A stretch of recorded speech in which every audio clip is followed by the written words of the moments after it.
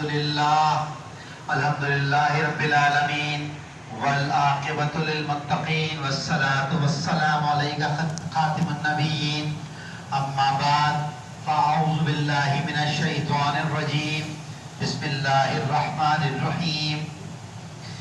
انشاءاللہ تعالی 28ویں تراویح آج ہم پڑھیں گے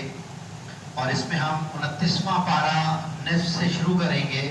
اور 30ویں پارہ نصف تک ایک پارے کی جو ہے وہ تلاوت ہوگی۔ سورہ جن سے انشاءاللہ تعالی شروع کریں گے اور سورۃ الغاشیہ 17 سورتوں کی جو ہے آج انشاءاللہ تعالی تلاوت ہوگی سورۃ الغاشیہ تک۔ سورۃ الجن اس سے پہلے ذکر آیا تھا کہ نبی مہربان صلی اللہ علیہ وسلم نے 10 نبوی میں طائف کا دورہ کیا تھا، عام الحزن جو سال تھا، اور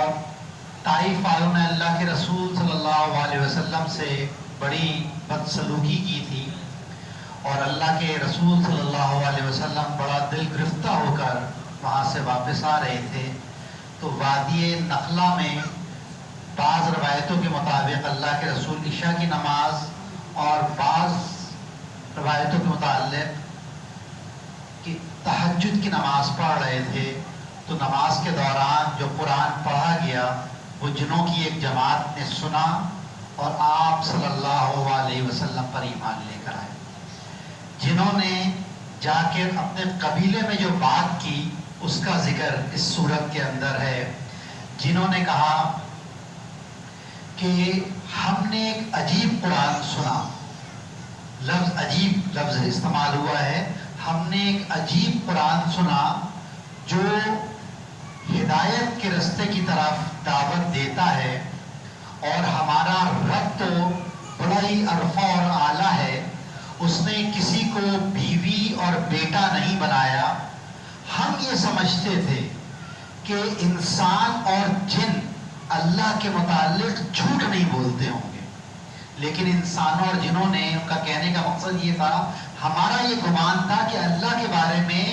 جھوٹ نہیں بول سکتے، لیکن جنوں نے بھی اور انسانوں نے بھی اللہ کے اوپر افطرا گڑھا اور اللہ کی بیٹیاں، بیوی، بچے سب جو ہے وہ بنا ڈالے۔ اور وہ کہہ رہے ہیں کہ جو رب پر ایمان لائے گا اس پر کوئی ظلم و زیادتی نہیں ہوگی، اور جو اس سے منہ موڑے گا اللہ تعالیٰ اس کو جہنم کا ایندھن بنا دے گا۔ دوسرے رکوع میں اللہ تعالیٰ نے اللہ کے رسول صلی اللہ علیہ وسلم کے ذریعے سے کہلوایا ہے کہ اللہ کے رسول نے کہا کہ میں تمہارے کسی نفع نقصان کا ذمہ دار نہیں ہوں۔ جیسے اللہ تعالیٰ نے پہلے بھی کہا ہے کہ اللہ جس کے لیے رحمت کے دروازے کھول دے اس کو کوئی بند نہیں کر سکتا، بند کر دے تو کوئی کھول نہیں سکتا، جس کو ہدایت دے تو کوئی روک نہیں سکتا، اور گمراہی میں ڈال دے تو اس کو کوئی ہدایت نہیں دے سکتا۔ دوسرا اس کے بعد سورہ مزمل ہے، یا ایھا المزمل قم اللیل الا قلیلا۔ اللہ تعالیٰ نبی مہربان صلی اللہ علیہ وسلم سے کہہ رہے ہیں کہ اب آپ کے اوپر اقامت دین کا، آپ کے اوپر تبلیغ کا بہت بڑی بھاری ذمہ داری جو ہے وہ عائد ہو رہی ہے، اور اس ذمہ داری کے لیے بہت زیادہ صبر، بہت زیادہ استقامت کی ضرورت ہے، اور یہ صبر و استقامت ایک ہی ذریعے سے ملے گا کہ آپ اللہ اوسطاً آدھی رات اللہ کے حضور کھڑے رہا کریں اور ورتل القرآن ترتیلا، اور ٹھہر ٹھہر کر قرآن پڑھا کریں، اللہ کے ناموں کا ذکر کیا کریں، سب لوگوں سے منہ موڑ کر آپ اللہ سے جڑ جائیں، یعنی اپنی تمام تمنائیں، اپنی تمام خواہشات سب اللہ سے جوڑ لیں، باقی لوگوں سے بالکل مستثنی ہو جائیں، مستغنی ہو جائیں اور اللہ پر توکل کریں۔ دوسرا رکوع سورہ مزمل کا وہ پہلے رکوع کے تقریباً 10 سال بعد نازل ہوا ہے، اور اس وقت پنجگانہ نماز فرض ہو گئی تھی، اور اللہ کے رسول صلی اللہ علیہ وسلم کے ساتھ صحابہ کرام قیام اللیل اور تہجد پڑھتے تھے، تو اللہ تعالیٰ نے ان کی تخفیف کر دی ہے کہ اب تم لوگ دن میں بہت مصروف ہوتے ہو، جہاد کے بھی سلسلے ہوتے ہیں، معاش کا بھی سلسلہ ہوتا ہے، اور پنجگانہ نماز بھی فرض ہو گئی ہے، تو اب اگر اس کو تخفیف کر دو، کم بھی پڑھ لو صحابہ کرام کے لیے تو کوئی مذائقہ نہیں ہے۔ اس کے بعد سورہ مدثر ہے، یا ایھا المدثر قم فانذر وربک فکبر، اے اوڑھ لپیٹ کر سونے والے اٹھو اور خبردار کرو، اپنے رب کی بڑائی بیان کرو، یعنی اقامت دین کا کام کرو۔ اور اقامت دین اور تبلیغ دین میں صرف لوگوں کو تبلیغ نہیں کرنی ہے، بلکہ داعیان حق کی ایک جماعت کھڑی کرنی ہے جو کہ اس کام کو کرے اور کفار کے ساتھ وہ بھیڑ ہو، اور بالآخر جو ہے وہ اللہ کی زمین پر اللہ کا نظام قائم کریں۔ وَرَبَّكَ فَكَبِّرْ، اپنے رب کی بڑائی بیان کرو۔ هُوَ الَّذِي أَرْسَلَ رَسُولَهُ بِالْهُدَىٰ وَدِينِ الْحَقِّ لِيُظْهِرَهُ عَلَى الدِّينِ كُلِّهِ وَكَفَىٰ بِاللَّهِ شَهِيدًا۔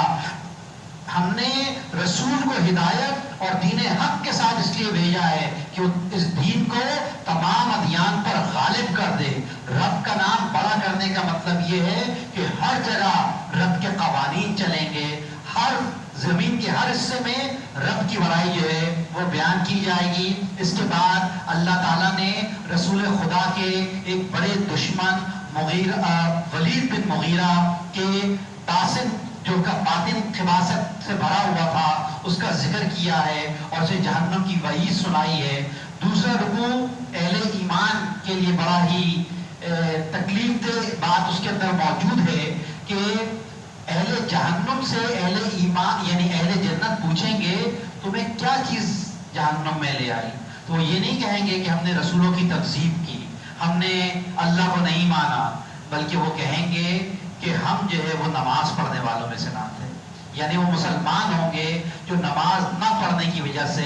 جہنم میں چلے جائیں گے۔ اس کے علاوہ دوسری بات یہ کہیں گے کہ ہم مسکین کو کھانا نہیں کھلاتے تھے اور اسلام کی تعلیمات پر اعتراض اٹھاتے تھے کہ یہ پردہ تو امہات المومنین کے لیے ہے، پردہ تو آنکھ کا ہوتا ہے۔ تو یہ سب چیزیں، یہ تین باتیں بتائی ہیں، نماز نہیں پڑھتے تھے،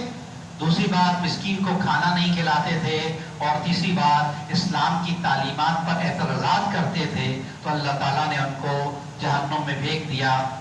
اس کے بعد سورۃ القیامہ ہے کہ اس میں انسان کہتا ہے کہ اللہ تعالیٰ کہتا ہے کہ انسان کہتا ہے کہ ہم اس کی ہڈیوں کو جمع نہیں کر سکیں گے، ہم تو اس کی پور کو جمع کر لیں گے۔ اور یہ پوچھتے ہیں کہ قیامت کب آئے گی؟ قیامت اس دن آئے گی جب دیدے پتھرا جائیں گے، جب چاند بے نور ہو جائے گا، چاند اور سورج کو اللہ تعالیٰ ملا دے گا،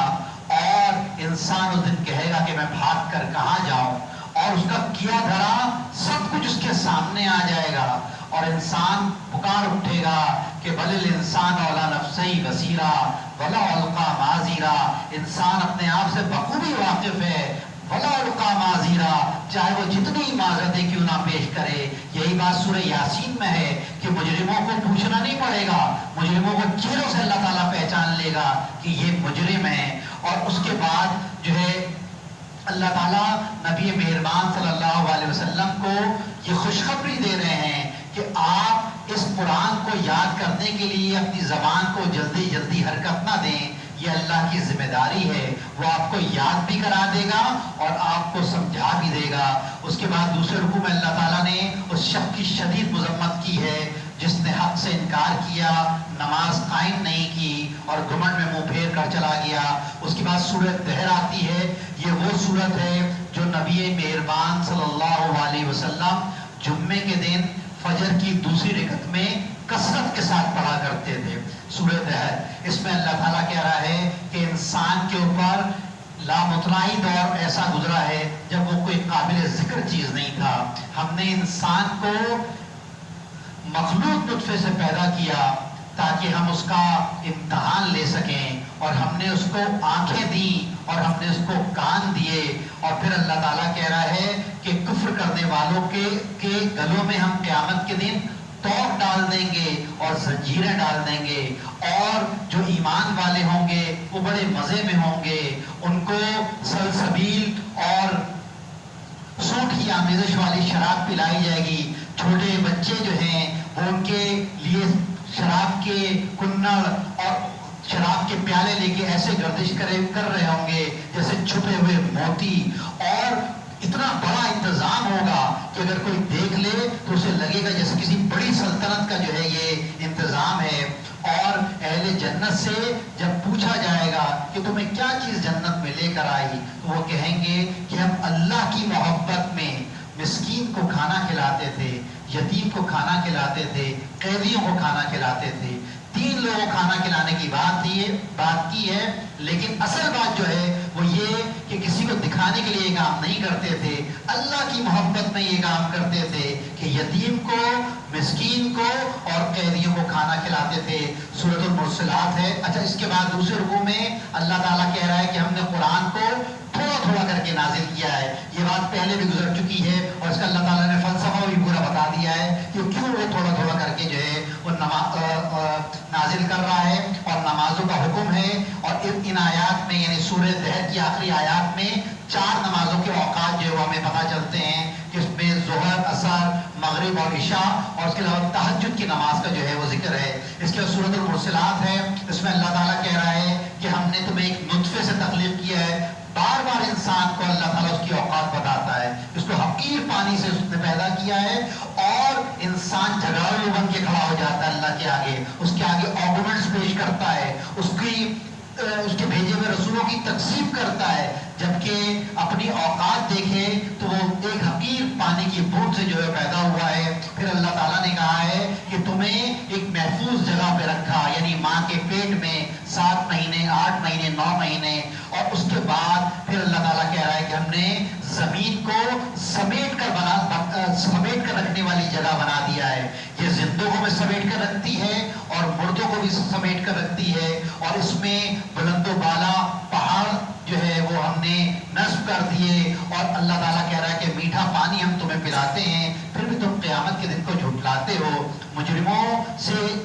جب ان کے جرائم کا پوچھا جائے گا تو ان کے پاس کسی سوال کا جواب نہیں ہوگا, اور اللہ تعالیٰ ان سب کو جہنم میں پھینک دے گا. اور دوسرے رکوع میں ہے کہ نیک لوگ جو ہے وہ سائے اور چشموں کے درمیان ہوں گے. اس کے بعد 30واں پارہ شروع ہوتا ہے سورہ نبا. اس میں اللہ تعالیٰ کہتا ہے کہ ہم نے زمین کو فرش کی طرح بچھا دیا ہے, آسمان کی چھت بنائی ہے, 7 آسمان تمہارے اوپر بنائے ہیں, پہاڑ اس کے اندر گاڑ دیے ہیں, جوڑوں کی شکل میں تمہیں پیدا کیا ہے, نیند تمہارے لیے باعث سکون بنائی ہے, رات کو پردہ پوش بنایا ہے, اور دن کو تمہارے لیے روزگار حاصل کرنے کا وقت بنایا ہے. اور اس میں ایک گرم اور روشن چراغ یعنی سورج جو ہے وہ اللہ تعالیٰ نے جو ہے وہ پیدا کیا ہے. اور اللہ تعالیٰ کہہ رہا ہے بادلوں سے وہ لگاتار بارشیں برساتا ہے, اور اس کے ذریعے سے تم لوگ فصلیں اور باغات جو ہے وہ اگاتے ہو. اور اللہ تعالیٰ کہہ رہا ہے کہ فیصلے کا دن مقرر ہے, اس دن فوج در فوج لوگ جو ہے وہ نکل آئیں گے. دوسرے رکوع میں اللہ تعالیٰ کہہ رہا ہے کہ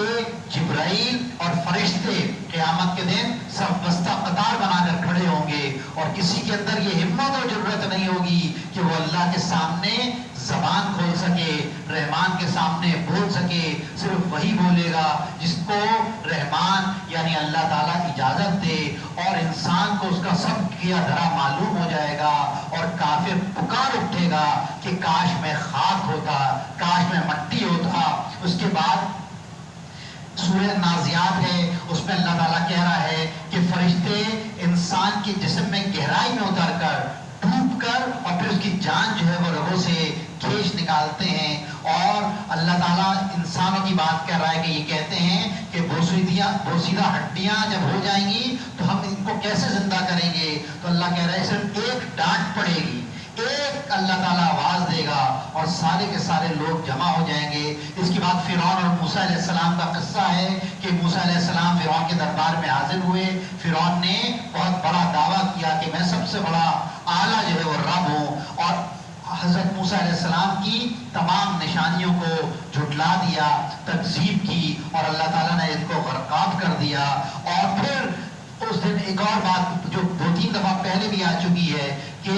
اس دن مجرم پوچھیں گے کتنی دیر دنیا میں رہے, تو کہیں گے 1 پہر یا 2 پہر, یعنی ایک پورا دن بھی نہیں, 24 گھنٹے بھی نہیں, 1 پہر یا 2 پہر, اتنا ٹائم ہم نے جو ہے وہ دنیا میں گزارا ہے. اس کے بعد سورہ عبسہ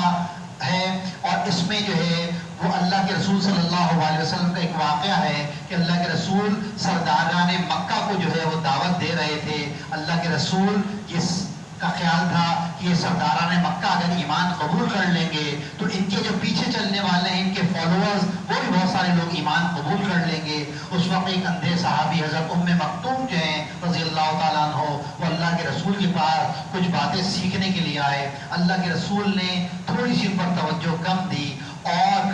ان کافر سرداروں کی طرف متوجہ رہے، تو اللہ تعالیٰ نے کہا ہے کہ جو دین سیکھنے خود آ رہا ہے اس کے اوپر توجہ دینا ضروری ہے۔ اس کے بعد سورہ تکویر ہے، سورہ تکویر، سورہ انفطار اور سورہ انشقاق، یہ تین صورتیں جو ہیں وہ اس میں قیامت کے منظر کشی کی گئی ہے۔ اور اللہ کے رسول صلی اللہ علیہ وسلم کی حدیث ہے کہ کوئی اگر قیامت کو دیکھنا چاہتا ہے اپنی آنکھوں سے تو وہ ان تین صورتوں کو تفصیل کے ساتھ پڑھ لے۔ سورہ تکویر میں اللہ تعالیٰ کہتا ہے کہ سورج لپیٹ دیا جائے گا، تارے بکھیر دیے جائیں گے اور پہاڑ چلا دیے جائیں گے۔ 10 ماہ کی اونٹنی جو ہے، حاملہ اونٹنی اپنے حال پر چھوڑ دی جائے گی۔ عربوں کی یہاں اونٹوں کی بڑی اہمیت تھی، اور وہ اونٹنی جو 10 مہینے کی حاملہ ہو اور اس کی بڑی قدر و قیمت تھی، وہ اپنے حال پر چھوڑ دی جائے گی۔ اس کا مطلب بہت بڑی کوئی آفت آ گئی ہوگی، جبھی وہ اتنی قیمتی اونٹنی سے بے فکر ہو جائیں گے۔ اس سے پہلے بھی اللہ تعالیٰ نے ذکر کیا ہے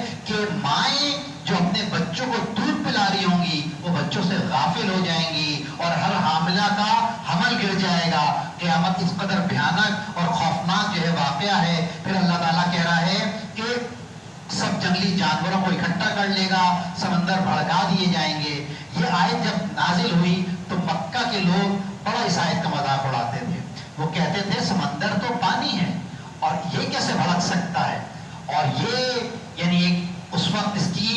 کلیئر بات سمجھ میں نہیں آتی تھی، یہ کیسے ہو سکتا ہے پانی اور بھڑک جائے گا۔ اور اللہ تعالیٰ نے 3 جگہ کہا ہے کہ سمندر بھڑکا دیا جائے گا۔ اور اب اگر آپ چھٹی کلاس کے بچے سے بھی پوچھیں گے کہ سمندر کیسے بھڑکا دیا جائے گا تو وہ بتائے گا کہ سورج نیچے آئے گا، پانی کی تھرمل ڈیکمپوزیشن ہو جائے گی، پانی جو ہے وہ 2 گیسز کے اندر ڈسٹریبیوٹ ہو جائے گا، ایک کو ہائیڈروجن کہتے ہیں، ایک کو آکسیجن کہتے ہیں۔ ہائیڈروجن گیس فیول گیس ہے، انتہائی تیزی کے ساتھ بھڑکتی ہے، آکسیجن گیس بھڑکانے میں مدد دیتی ہے۔ تو اس طرح سے سمندر اللہ تعالیٰ بھڑکا دے گا۔ اب یہ چھٹی کلاس کا بچہ بھی اس آیت کو بآسانی جو ہے وہ سمجھا سکتا ہے کہ سمندر کیسے بھڑکا دیے جائیں گے۔ اور پھر اللہ تعالیٰ کہہ رہا ہے جانیں جو ہیں وہ جسموں کے ساتھ جوڑ دی جائیں گی، اور زندہ گاڑی بھی لڑکی سے پوچھا جائے گا تجھے کس جرم میں گاڑا گیا۔ پھر اس کے بعد اللہ تعالیٰ کہہ رہا ہے کہ قرآن تمام جہانوں والوں کے لیے نصیحت ہے، یہ کسی ایک قوم کے لیے، کسی ایک خاص ملک کے لیے نہیں آیا ہے، بلکہ تمام جہانوں کے لیے نصیحت ہے۔ کیونکہ اب وحی کا سلسلہ ختم، نبوت کا سلسلہ ختم، نہ کوئی کتاب آئے گی، نہ کوئی نبی آئے گا، قیامت تک یہی کتاب ہے اور یہی نبی ہیں۔ اور اس لیے اللہ تعالیٰ کہہ رہا ہے کہ یہ تمام جہانوں کے لیے نصیحت ہے۔ پھر اللہ تعالیٰ سورہ انفطار میں کہہ رہا ہے اذا السماء انفطرت واذا الکواکب انتثرت واذا البحار فجرت واذا القبور بعثرت علمت نفس ما قدمت واخرت، کہ اس دن جو ہے وہ آسمان پھٹ جائے گا، تارے بکھر جائیں گے، سمندر بھڑکا دیے جائیں گے، قبریں کھول دی جائیں گی، اور اے انسان تجھے کس چیز نے اپنے رب کریم سے غفلت میں ڈال رکھا ہے۔ اللہ نے بہت بڑا کوشچن مارک پیدا کر دیا ہے اور کہا ہے کہ اے انسان تجھے کس چیز نے اپنے رب کریم جو بڑا رحمان اور رحیم ہے اس سے غفلت میں ڈال رکھا ہے۔ اصل بات یہ ہے کہ تم لوگ روز جزا کو جھٹلاتے ہو، اور اللہ تعالیٰ کہہ رہا ہے کہ ہم نے تو تمہارے دائیں اور بائیں 2 نگراں مقرر کر دیے ہیں جو ہر بات کو جو ہے وہ لکھتے ہیں، اور قیامت کے دن امر حکم جو ہے وہ صرف اللہ کا چلے گا، کسی اور کا نہیں چلے گا۔ سورہ مطففین ہے، اس میں اللہ تعالیٰ کہتا ہے کہ تباہی ڈنڈی مارنے والوں کے لیے جو لیتے ہیں تو پورا لیتے ہیں، اور جب کسی کو ناپ اور تول کے دیتے ہیں تو کم تول کے دیتے ہیں۔ کیا یہ لوگ سمجھتے نہیں ہیں کہ یہ جانتے نہیں ہیں کہ ایک بڑے دن یعنی قیامت کے دن یہ اٹھائے جائیں گے؟ اور اللہ تعالیٰ کہہ رہا ہے کہ منکرین حق کے دلوں پر ان کے برے اعمال کا رنگ چڑھ گیا۔ سورۃ الانشقاق میں بھی قیامت کا ذکر ہے، اور اس میں اللہ تعالیٰ کہہ رہا ہے کہ اے انسان تو کشاں کشاں اپنے رب کی طرف چلا جا رہا ہے، ہر گزرتے دن کے ساتھ تو اپنے رب کی طرف موت کے قریب ہوتا جا رہا ہے، یعنی رب کی طرف ملاقات تیری قریب سے قریب تر ہوتی جا رہی ہے، اور قیامت کے دن جس کا نامہ اعمال دائیں ہاتھ میں مل گیا وہ خوشی خوشی اپنے گھر والوں کی طرف پلٹے گا اور کہے گا کہ یہ میرا نامہ اعمال ہے، اور جس کو بائیں ہاتھ میں مل گیا وہ موت کو پکارے گا اور جہنم رسید ہو جائے گا۔ سورۃ البروج ہے اس کے بعد 523 عیسوی میں یمن میں یہودیوں نے اہل ایمان عیسائیوں کو جو ہے وہ گڑھے میں ڈال کے، خندق میں ڈال کے ان کو جلا کر شہید کر دیا تھا۔ اس وقت وہ ایمان یعنی وہ عیسائی جو وہ اہل ایمان تھے، کیونکہ اس وقت جو ہے وہ اللہ کے رسول مبعوث نہیں ہوئے تھے، تو اللہ تعالیٰ نے اس واقعے کا ذکر کیا ہے اور ان یہودیوں کی مذمت کی ہے، ان کو شہید قرار دیا ہے اور ان کو جہنم کی وعید سنائی ہے، اور اللہ تعالیٰ نے بتایا ہے کہ اللہ تعالیٰ انسان کے سینوں کے راز سے بھی واقف ہے۔ یہ بات پہلے بھی گزر چکی ہے کہ اللہ تعالیٰ نے کہا تھا وہ انسان کے